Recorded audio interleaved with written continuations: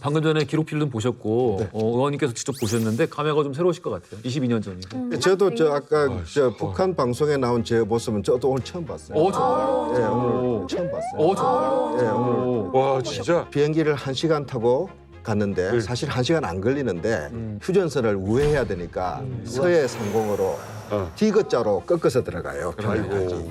그래서 1시간 걸린 거예요. 그래서 우리가 비행기를 타기 전까지만 하더라도 김정일 국방위원장이 공항에 나올 줄 몰랐어요. 몰랐어요. 아 그럼 합의가 안 된 거예요? 예, 예. 그리고 확정도 안 지어졌어요. 오. 공항 트랩에 딱 내리는데 국방위원장이 출영했다. 보고가 이제 들어왔죠. 그래서야 안도를 했습니다. 야. 잘 될 것 같다. 인파들이 막 울면서 만세하고 뭐 그랬다면서요? 아, 그럼요. 뭐 만세하고 근데 우는 분도 계셨고. 아이고, 감독 아이고. 의원님도 우셨나요? 그래서 이거는 장군님 감격스럽죠. 뭉클하죠. 우리 동포를 쪽에서 만났는데 저렇게 열렬하게 환영을 하고 응원하고 있다. 막 동원된 느낌이 안 들 정도로 그 열렬함에서 뭔가 간절함을 읽을 수가 있었어요. 저는. 어쨌든 우리 김대중 대통령이 트랙에서 내리자마자 뭐 이렇게 연설을 하시려고 그랬습니까? 아니면 그렇죠. 저기 김정일 국방위원장 출영을 예상을 못했는 상황이기 때문에 그냥 도착 성명을 발표를 했죠. 그러니까 존경하고 사랑하는 평양 시민 여러분, 여러분이 보고 싶어서 제가 왔습니다. 준비해 나간 거 읽을 시간이 없었어요. 준비해 나간 거 읽을 시간이 없었어요. 국방위원장이 앞으로 다가오는데 그러고 난 뒤에 그냥 의장대 서열하고 자동차에 태워버리는 거예요.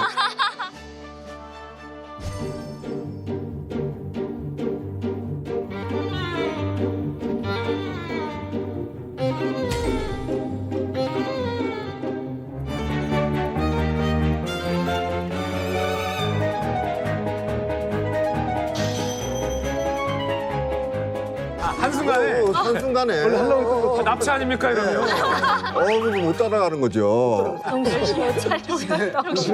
경호팀들이 굉장히 당황했어요. 그 당시에 원래는 반대를 했었나 봐요. 직접 그 순환공항 레드카펫으로 나가는 그 행사 자체를. 그래서 밑에 있는 간부들이 나가면 안 된다. 그래가지고 난 김대중 대통령이 다리가 아파가지고 아프셨기 때문에 내가 직접 나가야 된다. 그래서 이제 그 나중에 순환공항에서 만나자마자 이제 응접실에 앉아가지고 김정일 위원장이 이제 김대중 대통령한테 뭐라고 얘기했냐면 한 번만 더 빨간 불을 더 켜면은 내가 새총으로 다 깨부시겠다. 이런 말을 김정일 위원장이 했다고 하죠. 이게 파격의 파격이었어요. 아마도 어쩌면 안 나올 것을 예측하고 김대중 대통령께서 연설문을 준비해서 가신 거잖아요. 네. 근데 이 중에서 가장 큰 압권은 우리 보안상 합의되지 않은 이벤트는 곤란합니다. 그게 아무리 북한의 김정일이고 역사상 첫 만남이더라도 그렇지. 우리 정상이 왜 예정되지 않은 저 사람의 차를 타고 가지? 경호실장도 아니 문책감이에요. 근데 지적하시는 건가요? 그렇죠. 아니 지금이야 이게 일종의 관례화가 됐어요. 그래서 그 이후에 노무현 대통령과 문재인 대통령이 정상회담 할 때 한 차에 타서 평양 시민들에게 카퍼레이드를 해요. 이거는 이제 관례가 됐는데 그때까지만 하더라도 갑자기 저쪽 정상이 즉흥적으로 우리 차를 타라? 그러면은 그 안에 도청이 돼 있고 그 안에 김대중 대통령을 납치해서 딴 데로 튀면 어떡해요? 근데 무려 이 차 동반 드라이브가 55분간이었어요. 55분간. 55분간. 말은 못해도 김한정 의원 속이 타는 거야. 부대장이. 아니, 꼭 그렇지는 않았어요. 아니 시간 드리고. 아니 55분. 예. 제가 듣기로 김정일 국방위원장이 차 안에서 55분간 예. 이런 말을 했다는 거예요. 북에 오는데 대통령님 무섭지 않으셨습니까? 무서운데 여기까지 이거 어떻게 왔습니까? 그러니까 조크를 날렸다라고 저는 알고 있는데 맞습니까? 그건 아니고요. 그건 아니고요. 속이 다 시원하네. 아니야? 초대소에 도착했잖아요. 이제 거기서 이제 취재진이 다 이제 네. 대기하고 있어요. 네. 이제 카메라가 돌아온 속에서 영접 멘트로 네. 무섭고 어려운 길을 용감하게 오셨다. 이런 이야기를 했죠. 아니, 그럼 차 안에서 무슨 얘기를 하셨어요? 그래서 차 안에 그래서 막 의혹 제기가 있었어요. 둘이서 그 안에서 뭔가 밀담을 한 거 아니냐. 그래. 다 궁금해하고 언론도 막 그런 취재를 원해서 여쭤봤어요. 환영 인파 서로 이거 하느라고 대화도 못했대요. 대화도 못했대요. 처음 만나서 처음 만나서 옆자리에 타고 있는데 다정한 이야기를 하겠어요. 그러네요. 예, 예. 다만 뭐 신변 뭐 위협 이런 걱정을 하실 수도 있는데 김대중 대통령의 신변을 걱정하는 것은 도리어 북쪽이었어요. 그렇죠. 만일 문제라도라고 사고가 나면 우기커니 납니다. 그래서 처음에는 사전 실무 접촉을 하잖아요. 제일 문제가 경원 총기 휴대 문제였어요. 근데 북에서 최고 존엄 앞에서 우리 상대방이 총을 휴대하고 경호원들이 들어온다 상상할 수 없는 일이죠. 우리 경호실 입장에서는 또 무장 해제는 왼주먹 가지고 무슨 그래서 그런 이야기가 나왔는데 지금 지나고 가니까 아무 일 없잖아요. 평화를 위해서 갔고 그렇다고 해서 우리 안보 태세나 국방 태세가 전혀 문제가 없는 상황이기 때문에 그것도 좀 과도한 거 아니냐. 그러나 전례는 없었기 때문에 이례적인 상황이죠. 앞으로 그런 해프닝 내지는 이런 당혹스러운 장면들은 앞으로 폰을 들으냐고 대화 시간이 없었네. 진짜네. 예. 어떻게 의원님 본인은 가는 거 무섭지 않으셨어요? 어쨌든 북에 가는 건데 일 때문이기도 하지만 걱정도 많았을 것 같고 또 내가 책임져야 될 사람들이 있고 그러니까. 걱정이 이렇게 기대감이 높은데 합의가 제대로 안 돼서 성과 없이 돌아왔을 때 받을 그 정치적 부담 그게 더 컸어요. 김대중 대통령도 마찬가지였어요. 사모님은 뭐라고 하시던가요? 제 아내가요 좀 매정한 데가 있어요. 남편 걱정은 하나도 안 하고요. 똑같은 이야기 하더라고요. 뭐래? 가서 성과 없이 왔을 때 빈손으로? 어쩌려고 성과 없이 그러냐. 상당히 도박의 성이 있는 거죠. 위험한 리스크가 있는 거죠. 정치적으로. 아니 이제 사실 이제 그렇게 걱정을 하시고 가셨잖아요. 그렇게 그 걱정을 무색할 만큼 웃으시면서 이렇게 악수를 했었잖아요. 그때 한 50여 명 다는 못하고 근데 악수를 하게 된 거예요. 예. 환송 오찬이에요. 마지막 행사예요. 네. 그 다음에는 바로 공항으로 이제 출발해야 돼요. 그래서 김정일 위원장이 한턱 내겠다고 한 거죠.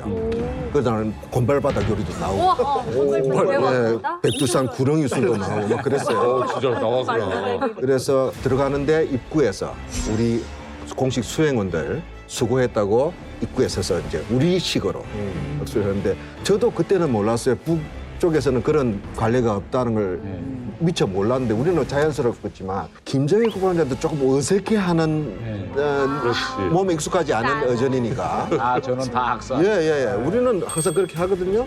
그냥 우리식으로 했다는 게 맞는 것 같아요. 그게 맞나요? 김정일 손이 일반 사람보다는 두껍다는데. 숨에서 곰발바닥. 꼭 고마고 합니다. 진짜 그래요?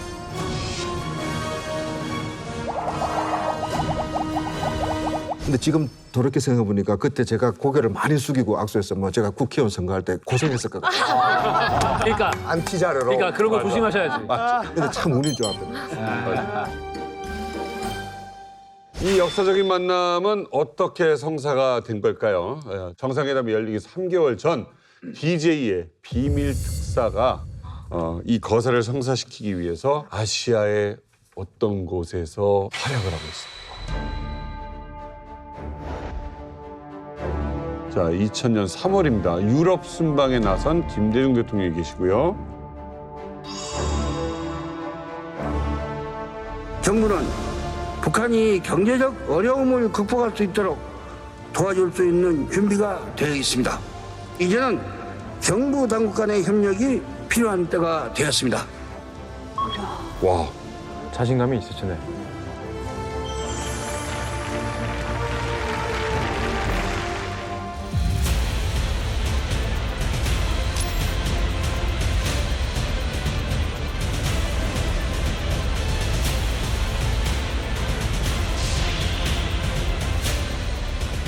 싱가포르? 갑자기 싱가포르?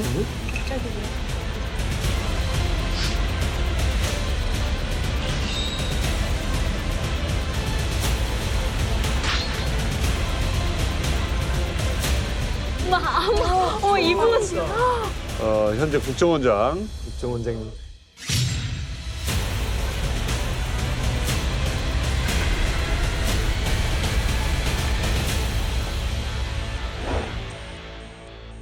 자, 김대중 대통령이 남북 정상회담의 의지를 천명한 그 순간 물밑 작업을 펼치던 DJ의 비밀 특사. 당시 문화부 장관이었습니다. 박지원 현 국정원장으로 익숙한 분입니다. 박지원 씨는 아주 오랜 시절부터 대표적인 DJ맨 그리고 영원한 DJ맨 그리고 그냥 DJ 분신과 같은 분입니다. 그리고 또 이분이 워낙 또 능수능란하시잖아요. 그래서 정치 구단이라는 별명도 갖고 있고 이분을 갖다 특사로 이제 보낼 수밖에 없었던 거죠. 김대중 대통령께서는 박지원 장관이랑 김한정 의원님이랑 누굴 더 좋아하셨어요? 당연히 저를 좋아하죠. 네? 당연히 저를 좋아하죠. 너무 곤란해. 어떤 면에서 근데 좋아한다고 중요한 일을 다 맡기지는 않잖아요. 그렇죠. 그래서 그렇죠. 이게 중요한 일이잖아요. 아니 박지원 장관님은 만나본 사람들은 다 압니다만 인터뷰를 해보면 유머도 있고, 네, 재밌으시잖아요. 그래서 국정원장 이제 곧 쫓겨나니까 이거 그러세요. 오시라고 하면은 저보다는 100배 많은 이제야는 말할 수 있다. 이제 막 나올 거예요. 박지원 원장 쫓겨나나요? 제가 한번 물어볼까요? 근데 아니 아무튼 이 중요한 순간에 그 역사적 순간에 함께 있으신 분 진짜 휴민트 중에 휴민트. 그렇죠. 맞아요. 맞습니다. 어떻게 보면 문화부 장관이면은 사실 북한과는 연관이 없잖아요. 관련이 없잖아요. 어떻게 보면 통일부 장관이나 아니면은 뭐 국정원장도 아니고. 그렇지. 그런데 어떻게 문화부 장관이었던 통상은 국정원장이나 통일부 장관의 프로토콜이 옳아요. 진짜 누가 봐도 굉장히 예리한 지적이에요. 근데 이건 북한이 당시 지금도 마찬가지지만 국정원하고 국방부에는 북한이 전통적으로 아주 적개심을 드러내요. 그리고 그때 당시 국정원에 대해서 북한이 어떻게 표현했냐면 이렇게 했어요. 국정원 패거리들이 북남 대화에 낯장을 들이민다면 계획적인 대화 파탄 책동으로 간주할 것이다. 북한이 이렇게 말할 정도였어요. 그래서 우리가 실무적으로 국정원장은 일단 배제하자라는 거예요. 그럼 두 번째 질문. 국정원은 아니야. 오케이. 그럼 통일부가 있잖아. 통일부에서 해야 되는 거 아니에요? 그럼 왜 통일부 라인이 가동이 안 됐을까? 박지원 장관도 처음 대통령께 반문했던 게 통일부 장관도 있지 않습니까? 제가 대북 전문가도 아니고 박지원 원장이 이랬는데 김정인 대통령이 단호하게 거절했습니다. 대통령이 당신이 가라라고 했어요. 그 이유가 뭐냐면 통일부 장관이 움직이면 아무래도 통일부로 출입하는 기자가 수많잖아요. 뭔가 하는구나. 티가 날 수 있어요. 네. 티가 냈다가 정상회담이 성사가 안 돼봐요. 그렇지. 그러면 해보지는 못하고 리스크는 김대중 정부가 지게 되는 거니까 그렇죠. 누구도 예상 못할 인물 박지원 문화부 장관이 움직이는 게 여러모로 좋았다라는 거죠.